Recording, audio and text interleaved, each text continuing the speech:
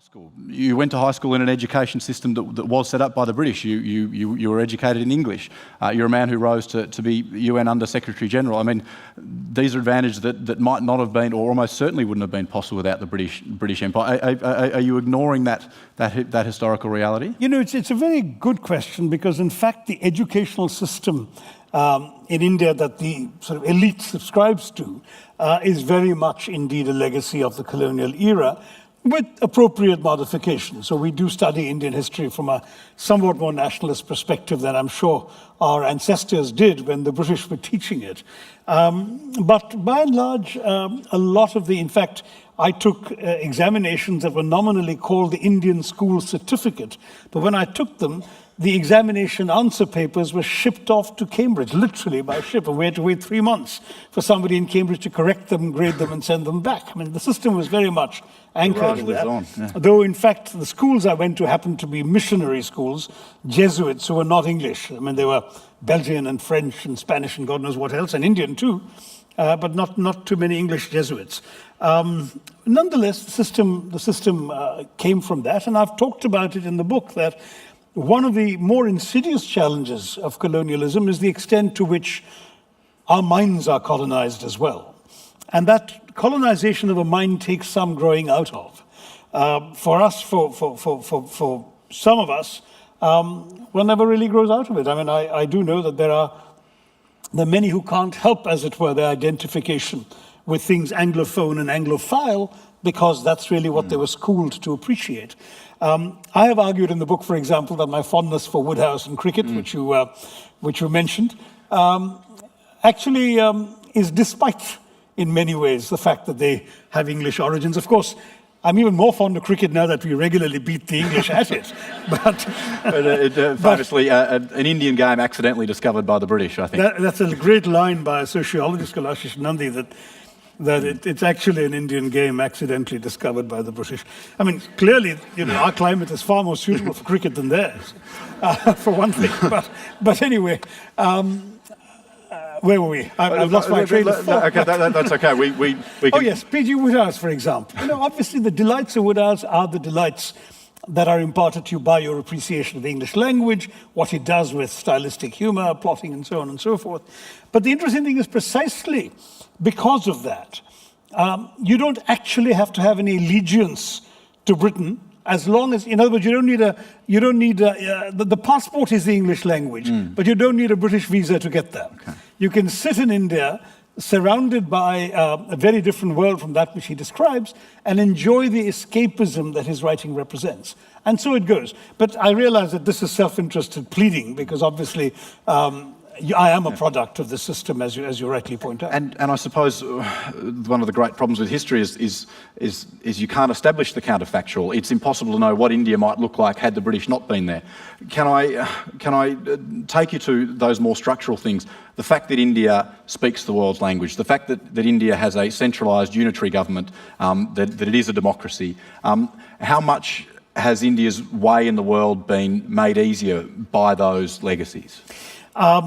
I think highly contestable. Now, there's no question that some of this has been useful to us, and the English language certainly. But I want to stress, and I think you alluded to this in your introduction, that all the things that apologists for empire like to claim credit for, the English language, parliamentary democracy, the rule of law, the railways, you know, all the classic cliches, and for that matter, even tea. Every single one of these things was brought in by the British to advance their control of India, to enhance their profits and serve their interests. Not one was intended principally to benefit Indians. And the fact that when they left, they couldn't take this with them, and we were able then to turn them around to purposes the original people who introduced them would never have intended, is something that I think is more to the credit of the Indian nationalists than to the Englishmen. I'm happy to go through the examples you mentioned. You take language, for example. The British had no intention of imparting education to the masses of Indians and made it very clear they weren't going to spend the money doing that. And indeed, as late as 1930, the American historian Will Durant observed that the entire budget of the British for education in India, from the nursery level to the highest university levels, amounted to less than half the high school budget of the state of New York. And that was for the entire country of India, with, at that point, 10 times as many people as the state of New York. The fact is that the British were not interested in investing in education, and even the English language was brought in just to educate a narrow class of sort of interpreters between the governors and the governed, people who would help the British by constituting a buffer between them and the dirty masses whom they ruled. I mean, that was very much the attitude. Macaulay actually said this in his notorious minute on education in India, where he said that we need to create a class of Indians, Indian in skin and color, but English in opinions and tastes and morals and in intellect. That was those were his exact words.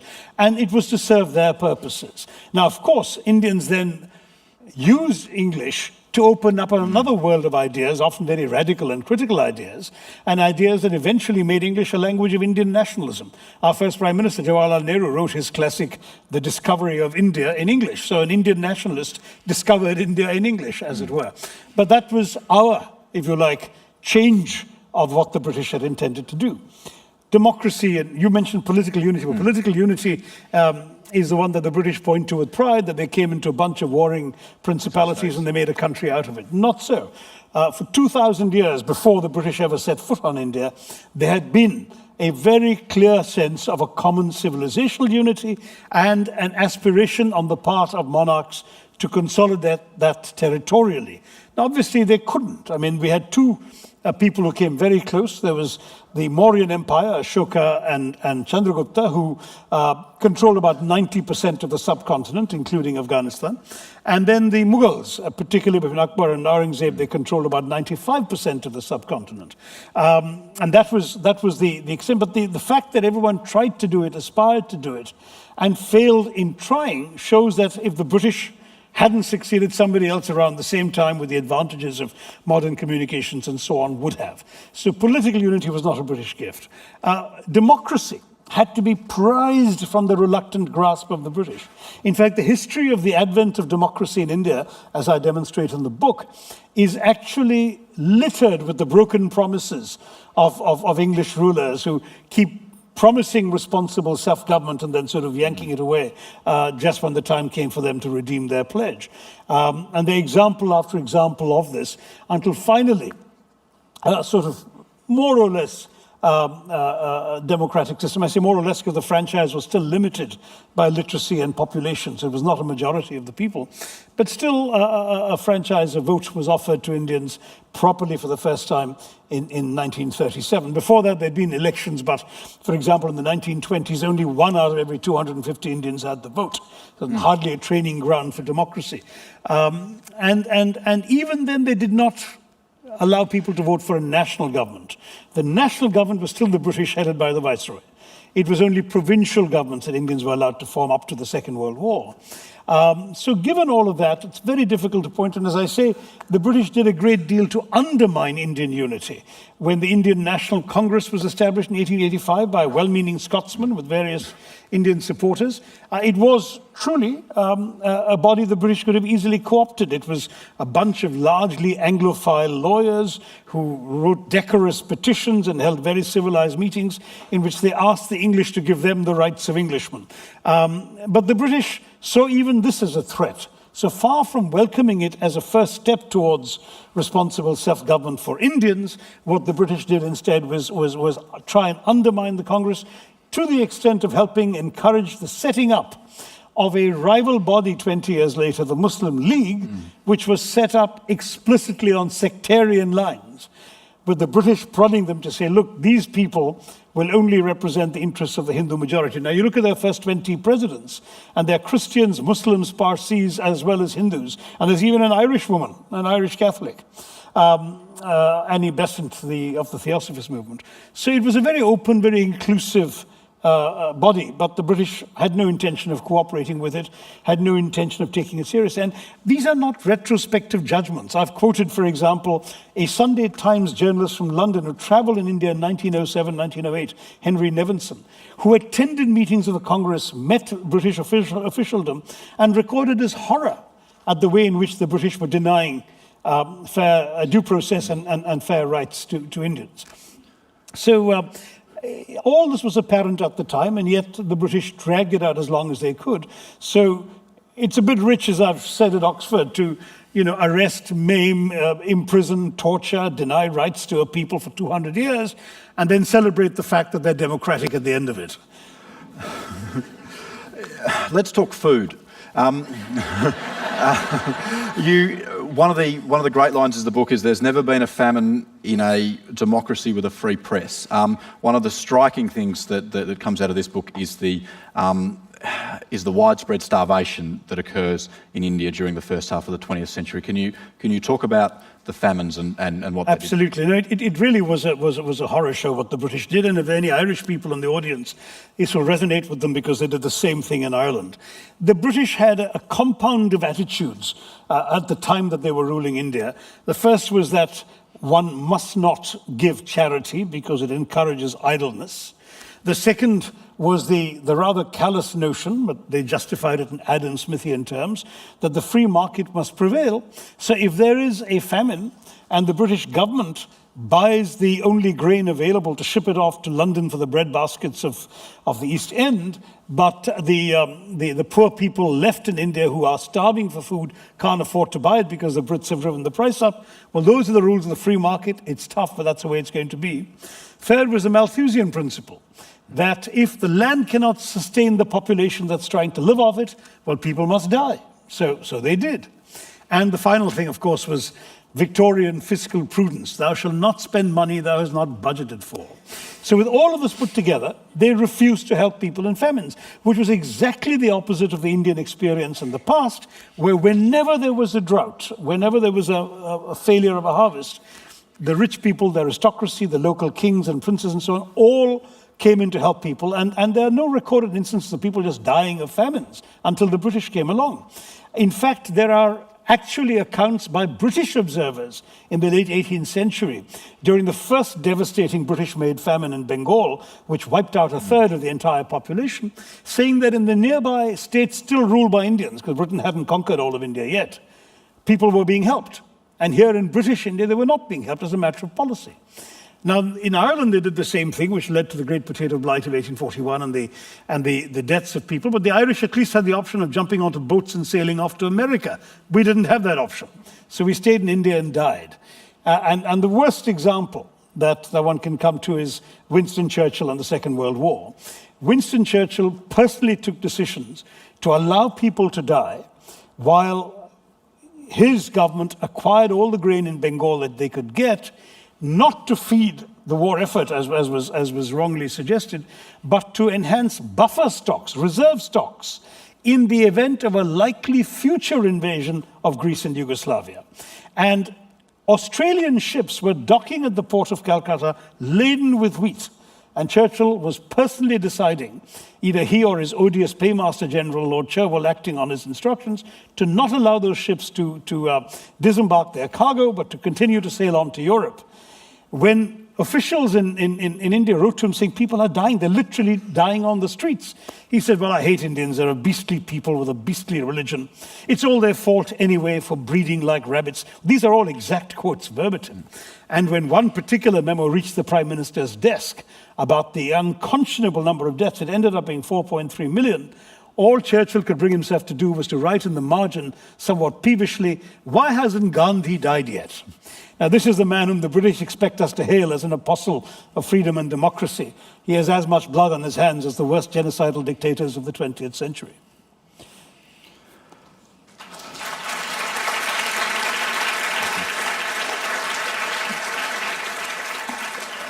So then, remedy. We're here at the Antidote Festival.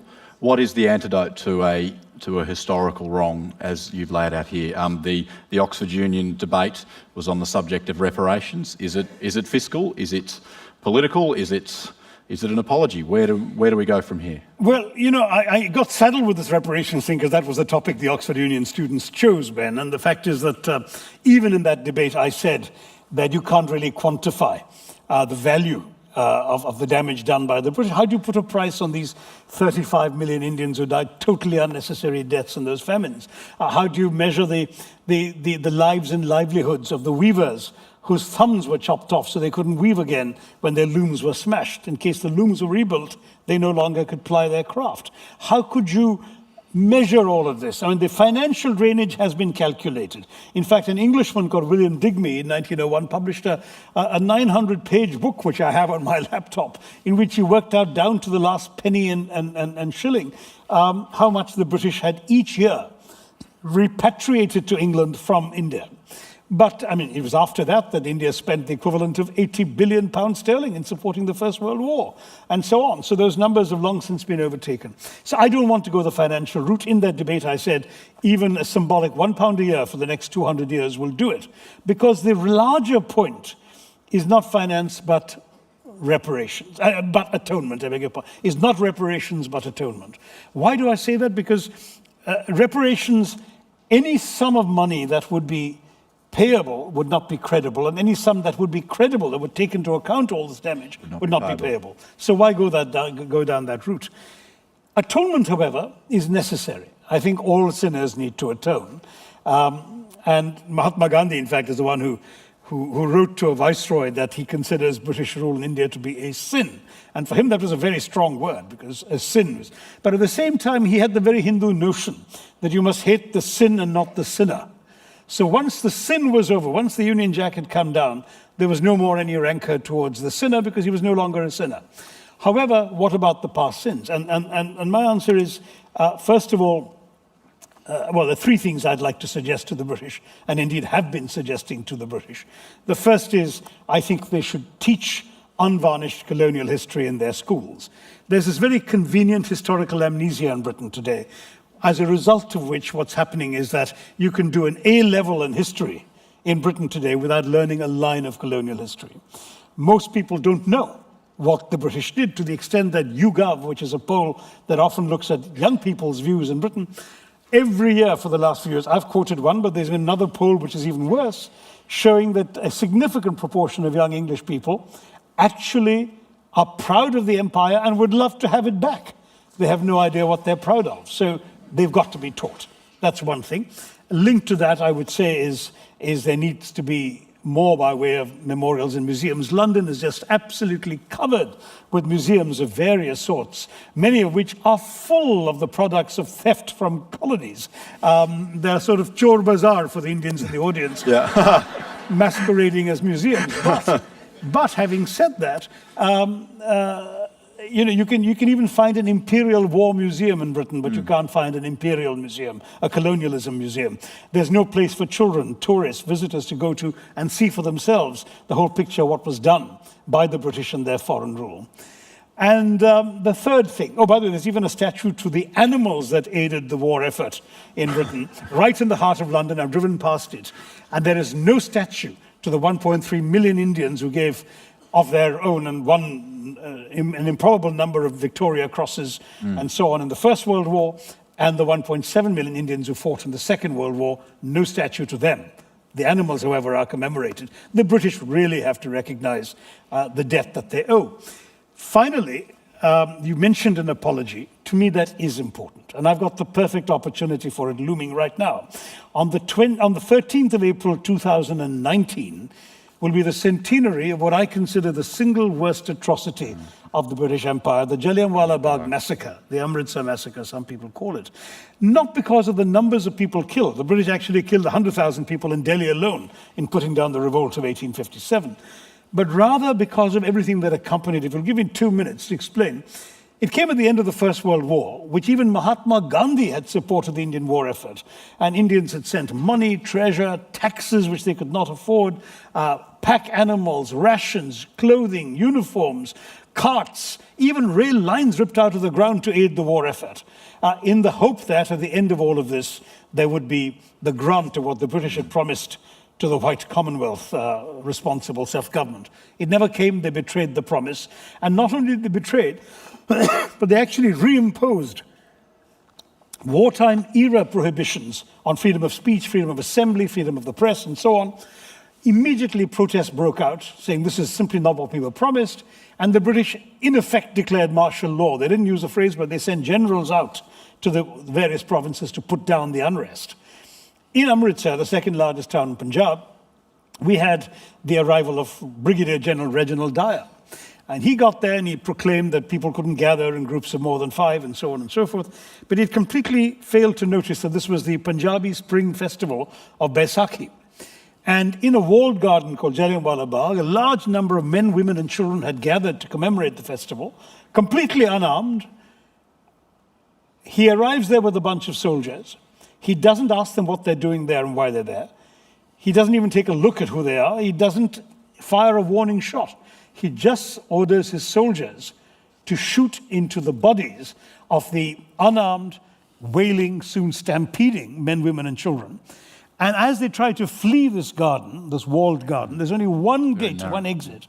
And he stations the soldiers right there, as he himself explains later, because that makes these people easier targets. 1,650 rounds were fired, and he boasted proudly not one bullet was wasted. The British admitted to 379 killed and the rest injured. The Indians claimed the figures are much higher. Whatever the truth was, it was a horrendous, horrendous massacre. At the end of it, he bars the gate shut and doesn't allow even the relatives of the dead, the dying, and the wounded to tend to their dear ones. They are forced to lie for 24 hours in the hot April sun, many of whom die because of that. On top of that, he forces Indians to crawl on their bellies on a narrow lane nearby, and if they so much as lift their heads are bashed in by British staves. At the end of all of this, of course, there is outrage. The House of Commons condemns him. The House of Lords promptly passes a resolution praising him for what he had done. And the British take out a collection to reward him, and they raise the equivalent of £250,000 in today's money, which is presented to him with a bejeweled sword, and that flatulent voice of Victorian imperialism, Rudyard Kipling, hails him as the man who saved India. Now that entire package, the betrayal at the beginning, the cruelty of the massacre, the racism and indifference to Indian suffering that followed, the justification and reward, you take the whole thing together, and to me it makes it the single most fitting act that is worthy of an apology. And if somebody on the centenary of that event, somebody from the royal family, because everything was done in the name of the crown, were to come to Amritsar and go down on their knees at Jallianwala Bagh and beg forgiveness or express remorse, apologize for this sin, I think it would have a remarkably cleansing effect and perhaps wash away much of the wrongs that were done in the preceding 200 years.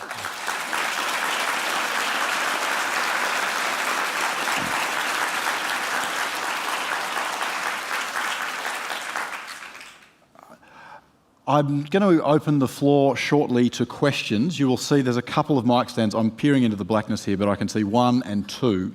If people would like to start making their way down, I'm not sure if there are any defenders of the empire in the house who want to go 10 rounds with Shashi Tharoor. Any Churchill fans out there? Can I ask you one question, perhaps a little off topic of the book, but extrapolating it further to India's future, and because you're a person who went within a handful of votes, I think, of being UN Secretary General. How do you see India's place, new, free, independent India, on the global stage in the 21st century? In particular, how does a rising India deal with a dominant China? And to your experience in the UN, is a reformed UN Security Council with India on it still an ambition? Gosh, these three are the subject of an entire other book. It's called Pax Indica, India and the World of the 21st Century. It was published a couple of years ago. But, I mean, the short answer would be that India, I think, has an enormous contribution to make to the world of the 21st century, and it should. We have the ability to contribute to the stewardship of the global commons. We have the skill, the resources, the technology, the human capacity to make a difference in everything from cyberspace to outer space, and we ought to step up to the plate and do it. We are waiting, as you rightly said, for a seat on the Security Council. And you can understand that because the Security Council reflects the geopolitical realities of 1945 and not of 2017. So countries like India, but not only India, also Japan, Germany, Brazil, South Africa, others are all asking for a place at the table. And in international affairs, this is very true. You're either at the table or on the menu. And the fact is that we have been rule takers in the international system for a long time, observing rules that others have written for us. And I think we feel that we've come sufficiently of age and made enough of a contribution to the world system in peacekeeping and in other ways, democracy promotion and so on, to have earned the right to be amongst the rule makers. So yes, I do believe India has a significant and credible role to play. On China, I mean, China is way ahead of us in economic development terms, GDP growth, the size of their economy, their manufacturing base, their infrastructure. I don't see this as a race.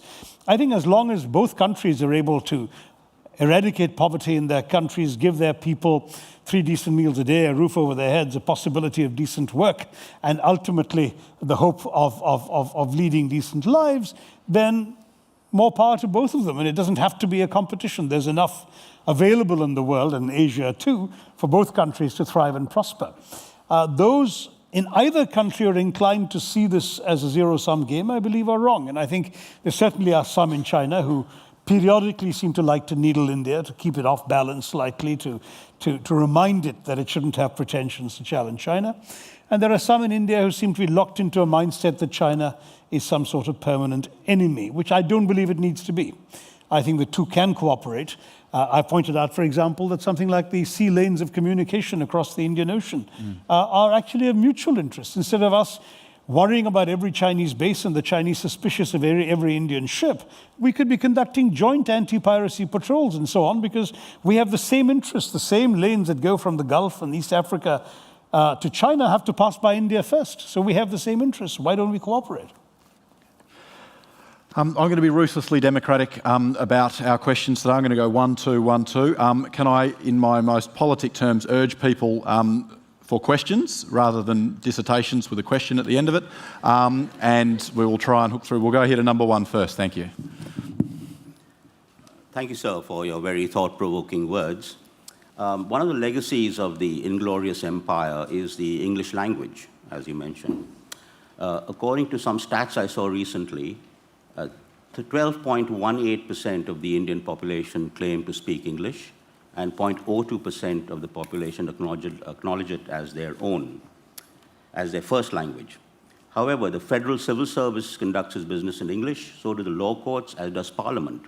My question is, do you believe that India is still held in colonial thrall by a small coterie of English speakers? And if not, what is the audience to which you are addressing your book, written as it is in English? But available, I assure you, in translation in multiple Indian languages too. No, the fact is that history has left us with English as the link language. Before the British came, it was Persian that was the language of the courts and the aristocracy and the elite. There would always have to be a link language in a large and diverse country like ours. If, for example, as some in the north would like, Hindi were to be thrust on the rest of India as a national language, it would breed far more resentment, because it would mean that the government of India and the law courts and everybody else would be addressing themselves to Sharma in a language that is not known to Subramaniam. And the fact is that that would give one set of Indians unfair advantages over another, whereas everyone is at an equal disadvantage or advantage in learning English. I rest my case. I think we need English as that linked language at the national level. And at the same time, Indian languages are thriving and flourishing, particularly since the expansion and democratization of the media. Every Indian language has multiple television channels serving it. Culture, literature, music, cinema are flourishing in every Indian language. And hopefully a majority of the population doesn't need to use those law courts that you're worried about. Sorry, we'll go to number 2. Thanks, Dr. Tharoor. My question is around the rise of populism in India over the last 30 years or so. How much would you say that is a legacy of colonialism in India, and what do we do going forward? No, I think we have to accept the blame for our own populism. I love blaming everything on the British, but in all fairness, not that. Because what's happened is the nature of our democratic politics would certainly surprise our founding fathers, who created the system very much in fulfillment of the models they'd seen in Britain earlier. I think if Nehru hadn't been cremated, he'd be turning over in his grave multiple times, because he thought caste would disappear, for example. As a good English-educated Indian, he thought it was a backward idea. And instead, democracy has made caste all the more entrenched because it has become an instrument of political mobilization. Similarly, every one of us members of parliament, elected members of parliament, as opposed to the upper house, all of us, every one of us knows that we represent voters, a majority of whom live on less than $2 a day.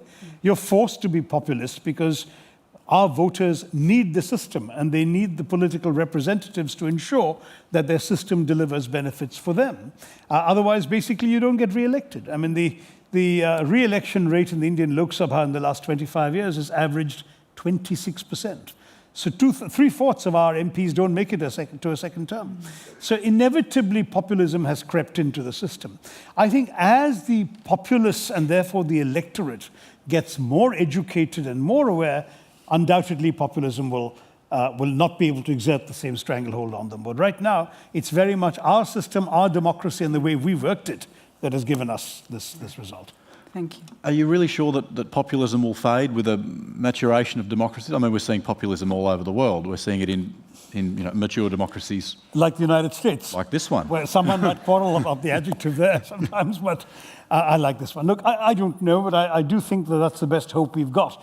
Because in India, the transformation that I tried too prematurely to trace was from a politics of identity to a politics of performance. I did have concrete examples underlying my thesis in states like Andhra Pradesh and Bihar and so on, where populists won on an identity appeal, and when they failed to deliver performance, got turfed out, and alternatives were elected who didn't appeal on identitarian grounds, but spoke about roti, kapda, or makan. That's bread, clothing, and roofs over our heads. And now Bijli, Sadak and Pani, which is electricity, good roads, and water, drinking water, which are things that voters are now judging their elected representatives by. Okay. We'll go to number one. Thank you for your great insights, and I really look forward to reading this book, and about time after 70 years that this book has come, and great on both sides, from India and Pakistan. Coming to whatever I've read, up to since I've bought the ticket about Inglorious Empire, that makes me think that isn't that mostly empires are inglorious, and even coming to the present times where we see post 9/11 what has been happening, and what the atrocities have been, in Syria lately, and before that in Iraq and Afghanistan. So what are your thoughts, and also including Indian-occupied Kashmir, where people are fighting for their freedom, and here there's another perspective where a man is a freedom fighter to one and a terrorist to another. So what are the lessons that would you see, because with your profound experience and your long association with the United States, you see that what are the takeaways, and what can you really tell the present government of India and other present people that would who require are in the a very long answer, young lady, and I hope you will read the book, because a lot of it is covered in the book. Thank you. First of all, I do stress right throughout that nothing in the book is meant to absolve the present-day governments of any of the successor countries to the British Raj of their failures and their actions. I mean, ultimately, I am not using the past to justify the present. I believe one should face the past, one should embrace the past, but one should leave it in the past. I've often said, our problem in the subcontinent is we have a forgive and forget culture. And forgive is good, because nursing hatred and resentment and bitterness really hurts the hater far more than the hated. So that's no point. But while forgive is good, forget is bad. We must not forget. And we must not forget, because as I often say to young people like yourself, if you don't know where you've come from, how will you appreciate where you're going? You must have a sense, just as we're all curious about our parents or our grandparents, why shouldn't we, as a society, as a collectivity, be conscious of what went on in the past? So that's on the first and larger point. There are inglorious moments in contemporary India, Pakistan, Bangladesh, and so on, and those have to be dealt with, in my view, in their own terms. The history may have led us to that point, but there's no point blaming history anymore. We're the ones making the decisions today. On Kashmir, it's a rather complicated story, as you know. I am not a fan of partition. I understand many Pakistanis are, because they wouldn't have a country without it, whereas I think we wouldn't have all the hostility, conflict, and wasted energies. But isn't it about, sorry to interrupt you, but isn't it about time that this should be accepted? Okay, now Pakistan is there. It's been 70 years. Yeah. And let's resolve the issues and let's talk about Kashmir. And how long will we keep on talking about Kashmir and keep this as a bone of contention? I'm not, you are. but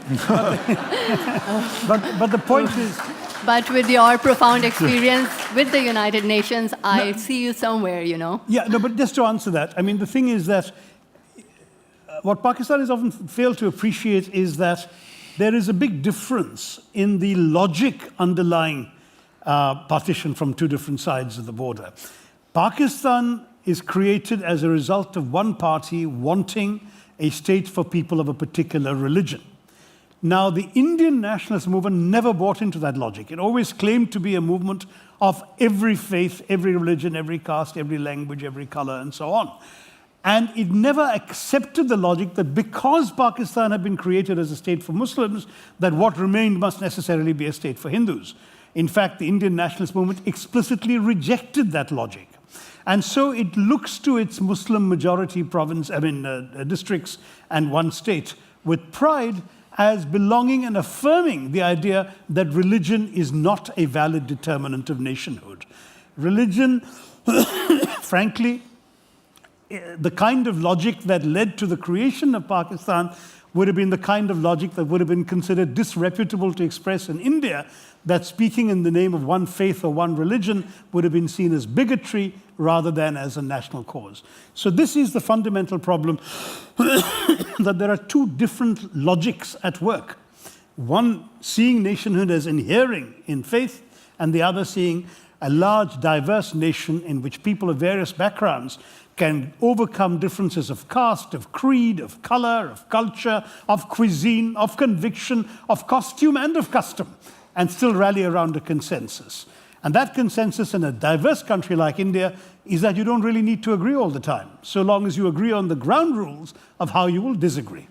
That's how we've been able to manage consensus without consensus, how we've been able to preserve, through our democracy, this astonishingly diverse land. And to us, therefore, the only way that works is if everybody feels an equal ownership and equal stake. And whereas there have been secessionist movements in other parts of India, they've been put down through a very effective combination of either law and order enforcement on the one hand or political co-optation on the other. So that yesterday's rebels and secessionists become political candidates today, chief ministers tomorrow, and given the vagaries of democratic politics, leaders of the opposition day after tomorrow.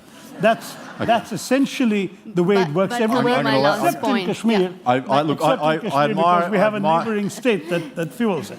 I admire your enthusiasm and passion. I'm not sure we're going to solve Kashmir this afternoon. Last point, like I said. One riposte and then we're going to move on. Yeah. But my last point is coming back to your, where British denied the fair trials at that time when, Indians and the subcontinent were fighting for freedoms. So this is where I'm seeing that we can learn a lot from history. And what is your take where we can give referendum rights to Kashmir and give them a fair trial and let the peace in the subcontinent? All right. We've dealt with that reasonably extensively. Number 2. Sure you don't want more? Talking earlier about an apology or maybe a monument, with there being a Conservative government for at least the next 4 years in the UK, that's probably not going to happen. What role does the Indian population in Britain have to play in getting across these messages and what actually happened and sharing? Good question. Well, first of all, you did notice that I didn't suggest the Prime Minister should come and apologize, because I know she won't. But I did suggest a member of the royal family, because that's we were the jewel in their crown, so they may as well, come and burnish the jewel a little bit here. But as far as the Indian community in Britain, I was struck by two contradictory phenomena during my many visits to the UK to promote the UK edition of this book. For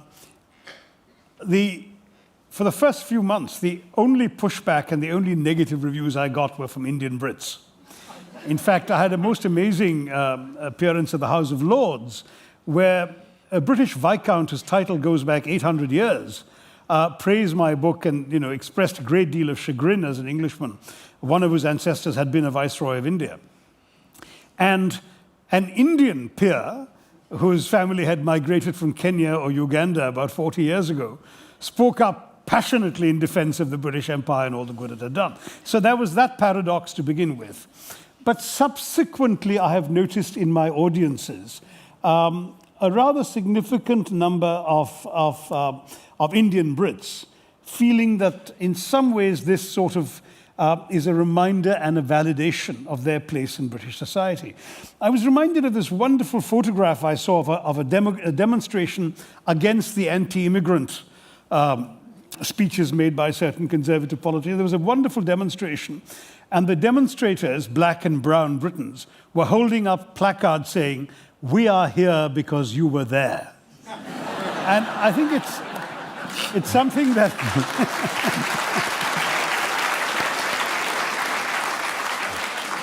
it's something the Brits need to be reminded of from time to time. We'll come over here. Hi. Hi. In your book, you talk about how during the heyday of colonialism, the British in India were outnumbered by natives at a ratio of something like 2,000 to 1. And you say that Indian labour and soldiers and commercial acumen was used to further the interests of empire across the globe. To what extent or how culpable are Indians, or were Indians, in allowing that to happen and not throwing off those shackles within 200 years and helping and aiding and abetting the spread of colonialism from the Malaya to Mauritius? Very much culpable, very much culpable. Indians were complicit in their own oppression. They served the state that was oppressing their people. They were very happy to betray each other for personal advancement. I mean, there are lots of cases of this. The very first battle, the Battle of Plassey that Clive won in 1757, he overthrew the Nawab of Bengal, Siraj-ud-Dawla, who was betrayed in the battle by one of his cousins and courtiers, Mir Jafar, who not only revealed battle plans to Clive, but also paid Clive off to put him on the throne in place of his cousin. Well, 10 years later, Mir Jafar's cousin and courtier, Mir Qasim, comes along and pays the East India Company even more money to put him on the throne in place of Mir Jafar. And 10 years later, Mir Jafar, having raised more funds, comes back a third time and has his cousin displaced. I mean, this was, it's a worst-case scenario, but this kind of thing happened a lot. Tipu Sultan, for example, who was one of the few heroes who actually managed to win a couple of battles against the British, but then when he was defeated, he retreated to his impregnable fortress at Seringapatnam, south of Mysore. And it was surrounded by a moat full of water and crocodiles. And the besieging British army couldn't get in. There was nothing they could do. He had secret tunnels under the water that were bringing him supplies, food, ammunition, and so on. So he was actually entirely secure. How did the British manage to defeat him? Typical story. One of his aides betrayed him to the British. And when I went there with my kid, by revealing the location of a gate under the moat through which the British soldiers were able to come. And when I went there with my kids, one of the tourist guides said to me, "Sir, second water gate, Washington. First water gate, Seringapatnam." They lifted the water gate to let the British come in. So we did it to ourselves a great deal. And the British could not have ruled India without Indian complicity, without the comprador capitalists and the native informants, and frankly, the willing sepoys. We have a question over here. Hello, thank you so much for your talk. I enjoyed it very much. I wanted to ask you a real quick question about, you mentioned trade before in the past, about trade now, and whether you think it is fair, whether you think, I know that tech is very strong in India right now, but a lot of it is just outsourcing. They don't have much ownership. They're just labor, a new form of labor, I feel. What your view is on the current day kind of oppression, or whatever, the financial climate of India. Right. It's a little more complicated than that in the sense that there's also high-end outsourcing going on. So you've got Boeing, for example, gets some very sophisticated airline wing parts, airlines being made by R&D outfits in India. Philips has more R&D employees in India than they have in the Netherlands. GE, the same thing. Intel is expanding its research footprint in India. So there is high-end work taking place as well. It's not just the call centers, asking you to pay your credit card bills, though that's there too. But the big worry is that a lot of what India has been doing well, because of skilled human beings, could well be taken away by artificial intelligence. So right now, for example, MRIs in Massachusetts General Hospital in Boston are being read by trained radiologists in India. I'm told they're now developing an artificial intelligence software that will read those MRIs for free, essentially, in America. Medical transcription was a booming industry in India. A doctor would dictate his notes at the end of a day into a machine or a phone line. While he was asleep, a qualified Indian paramedic would type them up with all the right vocabulary and so on. And when the doctor came in the next morning, he would read this out. Now with voice recognition software and AI, he may not need to do that anymore. He might have it done for him in his office. And so it goes. So India is more and more vulnerable to advances in technology that may actually take our people out of their value added in employment. Manufacturing is already, China seized the opportunity at the right time. India was too late. India has gone in for this Make in India campaign, but there's a real worry that we will be asking companies to make in India things that will not be made by human beings anywhere because robots will be doing it. So there's that risk as well that's facing us. So there are some real challenges, absolutely real challenges. As far as trade is concerned, right now we're not doing terribly well. But don't forget that, the days when India and China accounted for 50% of global GDP are in any case not only over, they're never coming back. China has climbed up to about 16% of global GDP, but it's a long way down from its peak, which I think at the most was 29 at one point. It's not going to get there. I mean, the world is now a more complicated place. More countries have prospered. So I would rather now start focusing as an Indian policymaker on what we can do to ensure decent lives for our people and worry less about percentages and complications there. It was a relevant argument, I believe, in looking at the historical experience. But today, in policy terms, we just have to help, save, feed, employ, educate people. That's and all would that look like a form of protectionism in policy? Well, at this stage, there's no real political constituency protectionism. I often point out that while people like Mr. Modi, our present Prime Minister, I'm in the opposition, but Mr. Modi is very much part of this anti-globalized elite cultural backlash. He's not an anti-globalization backlash man. He wants to be Davos man. He doesn't want to knock down Davos as, say, Donald Trump does. There's a difference there. But at the same time, the prospects have to be admitted to be rather tough right now. He's not heading towards protectionism. India is still looking towards more foreign investment, more open markets. And I think so far the direction is very much away from protectionism. But in the long term, everyone will have to see what's best for them. Driverless cars, there will be protectionism. If we get driverless cars in India, we throw 25 million people out of work the next day. That's how many people are drivers. His only profession is driving. So some of those things we won't do, but we'll have to see how it goes. We've got 2 minutes, so we'll just ask for a quick question and a quick response. Thank you very much, Dr. Tharoor. A very quick one. I wanted to go back to an issue that was raised at the introduction, which was the treatment of women in India and the greater visibility globally around that, unfortunately. And your views on the impact of colonialism in terms of how women, how gender, how sexuality was viewed before British India and the consequences of British India. Gender, I'm sorry to say, India did not have a great record. There were a number of discriminatory practices in regard to women, though the great thing about India is the paradoxes. There's always been positive stories of women rulers, women warriors, women conquerors, women leaders of various sorts in various fields. But the British, by and large, chose to leave things alone as they saw it. And so some of the negative entrenched social practices continued.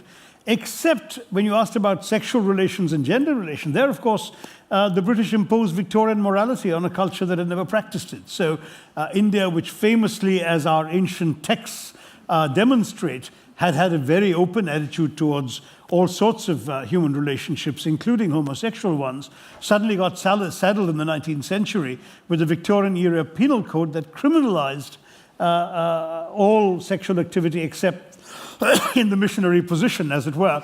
And the result, I mean, it's really not funny, because the result now is that we have been unable to shake off some of these laws.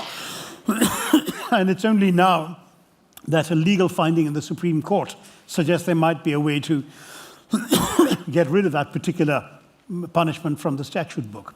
But I do want to stress that this paradox that I mentioned continues to the present day. India has had the world's first women doctors.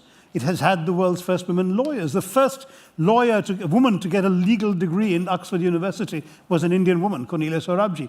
And when she studied law at Oxford, no woman had ever studied law before. And when she graduated, they couldn't give her a degree because by tradition, women were not allowed at the convocation ceremony. She had to wait 30 years to be given a degree after graduating from Oxford in the 1860s. We had first women, amongst the first women pilots, and one of the first women heads of government. So women have had these opportunities, but at the same time, at many, many parts of the social ladder, women are being abused, being discriminated against, being essentially sold off as chattel, having had dowry paid, all sorts of other negative things. The interesting thing is that Indian women themselves are rising against these things. There are women's movements across all faiths, against all castes. There are women lawyers organizing female construction workers. There are women organizing other women, for example, against their salaries being given to their husbands or their husbands' bank accounts. And policies are gradually changing to take some of these things into account. More and more benefits are being given to women directly in their accounts, so they have some control over how it's spent, government funding. Things like this are changing for the better. So it's not an unrelieved negative picture, as sometimes foreign reporting can suggest. Yes, there is violence against women, but the rape statistics in India are actually lower than those of any comparable Western country per head. Of course, there's some underreporting as well. Women are often ashamed to go to the police, and police are often unwilling to record sexual transgressions as crimes. These are things that still need to be fixed. But I do believe that consciousness has never been higher, right across Indian society. And as long as men and boys begin to understand that there's a problem here, that problem will start to disappear.